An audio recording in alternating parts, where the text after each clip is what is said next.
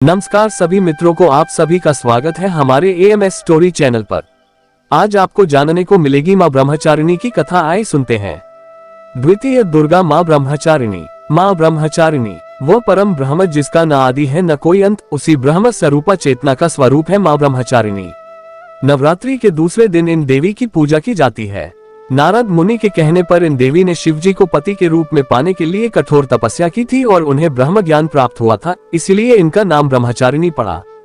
जो भक्त ब्रह्मचारिणी स्वरूप की पूजा करते हैं उनको असीमित व अनंत शक्तियों का वरदान प्राप्त होता है।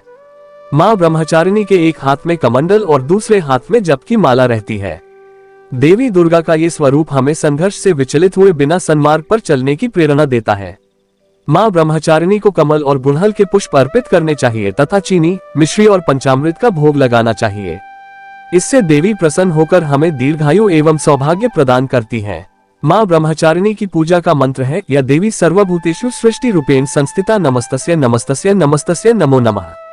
दुर्गा माता की कहानी। उत्तर भारत में ये पर्व नवरात्रि के नाम से जाना जाता है, जिसमें 9 दिन तक मां शक्ति की आराधना कर 10वें दिन विजयदशमी का पर्व मनाया जाता है, जो रावण पर भगवान श्री राम बुराई पर अच्छाई की जीत का प्रतीक है। उत्तर भारत में जहां इस दौरान रामलीला का मंचन हो रहा होता है, वहीं पश्चिम बंगाल और त्रिपुरा जैसे राज्यों में दृश्य परिवर्तन हो जाता है। यहाँ भी इस उत्सव को बुराई पर अच्छाई के रूप में ही मनाते हैं, लेकिन यहाँ पर मुख्य रूप से माँ दुर्गा से जुड़ा हुआ है। पौराणिक मान्यताओं के अनुसार जो 2 कथाएं प्रचलित हैं, जो इस प्रकार हैं। उत्तर भारत में प्रचलित कथा, जब राजा दशरथ ने भगवान श्री राम और माता सीता को वनवास का आदेश दिया, तब एक दिन वन में रहते हुए रावण ने माता सीता का हरण कर लिया।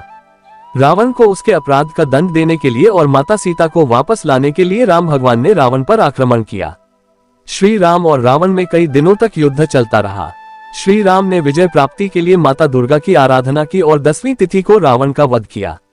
इसी उपलक्ष्य में विजयदशमी का उत्सव मनाया जाता है। पश्चिम बंगाल और त्रिपुरा जैसे राज्यों में प्रचलित कथा, वहीं दूसरी ओर पश्चिम बंगाल जैसे राज्यों में जो कथा प्रचलित है वह मां दुर्गा से जुड़ी है। एक बार महिषासुर ने तपस्या करके ब्रह्मा जी को प्रसन्न किया। ब्रह्मा जी ने प्रकट होकर महिषासुर को वरदान मांगने के लिए कहा, तब महिषासुर ने अमर होने का वरदान मांगा। इस पर ब्रह्मा जी ने जवाब दिया कि जो इस संसार में आया है उसकी मृत्यु भी अवश्य होगी, इसलिए चाहो तो कोई दूसरा वरदान मांग सकते हो। तब महिषासुर ने बहुत सोचा और कहा, मुझे यह वरदान दीजिए कि मेरी मृत्यु केवल एक स्त्री के हाथों ही हो। तब ब्रह्मा जी तथास्तु कहकर अंतर्ध्यान हो गए। महिषासुर सोचने लगा कि एक स्त्री भला मेरा क्या बिगाड़ सकती है, अब तो मैं अमर हो गया। उसने सारे देवताओं को अधिकारहीन और पराजित करके स्वर्ग से निकाल दिया। सभी देवता एकत्रित होकर भगवान विष्णु और भगवान शिव के पास गए। महिषासुर की ऐसी करतूत सुनकर उन दोनों ने बड़ा क्रोध प्रकट किया। तब उनके शरीर से एक तेज निकला। सभी देवताओं के भीतर से जो शक्तियां निकली, उसने एक स्त्री का रूप धारण कर लिया, जिसे दुर्गा कहा गया। महिषासुर और माता दुर्गा में घोर संग्राम छिड़ गया। ये 10 दिनों तक चला और 10वीं तिथि को माता दुर्गा ने महिषासुर का वध कर दिया और महिषासुर मर्दिनी कहलाई। इस प्रकार मान्यता या कथा चाहे जो भी हो, लेकिन ये पर्व हर रूप में बुराई पर अच्छाई की जीत का प्रतीक है। धन्यवाद सभी मित्रों को। मैं आशा करता हूँ आपने हमारी यह नवरात्रि की कथा जरूर सुन ली होगी। ऐसे ही रोचक कथा एवं ग्रंथ हिंदू धर्म के बारे में जानने के लिए हमारे चैनल को सब्सक्राइब करके जरूर रखें। अगली वीडियो शाम को अगले दिन 6 बजे आपके सामने प्रस्तुत होगी, तो हमारे इस चैनल को सब्सक्राइब करके जरूर रखें। धन्यवाद।